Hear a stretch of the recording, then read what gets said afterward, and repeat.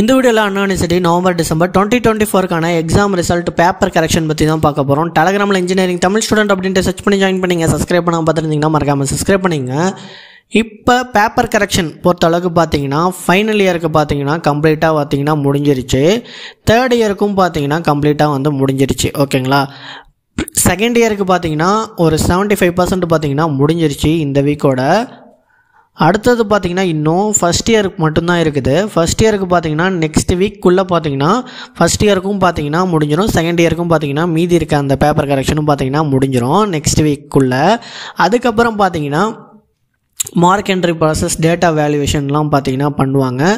இதெல்லாம் பண்ணி எப்போ தான் ரிசல்ட் வரும் அப்படின்ட்டு பார்த்தீங்கன்னா நம்ம எதிர்பார்க்குற டேட் நமக்கு தகவல் கிடைச்ச போது பார்த்தீங்கன்னா ஏப்ரல் தேர்ட் வீக் லாஸ்ட்லேருந்து பார்த்தீங்கன்னா இல்லை தேர்ட் வீக் மிட்லேருந்து பார்த்தீங்கன்னா நமக்கு ரிசல்ட் வரும் வாய்ப்பு இருக்குது. ஓகேங்களா. ஏப்ரல் தேர்ட் வீக்கு ஃப்ரைடேலேருந்து வச்சுங்க. ஏப்ரல் தேர்ட் வீக்கு லாஸ்ட்லேருந்து பார்த்தீங்கன்னா உங்களுக்கு ரிசல்ட் வந்துடும். ஓகேங்களா.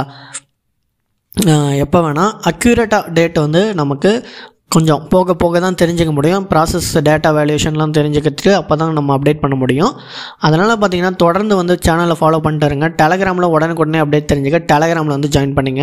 சப்ஸ்கிரைப் பண்ணாமல் பார்த்தீங்கன்னா மறக்காமல் சப்ஸ்கிரைப் பண்ணிங்க.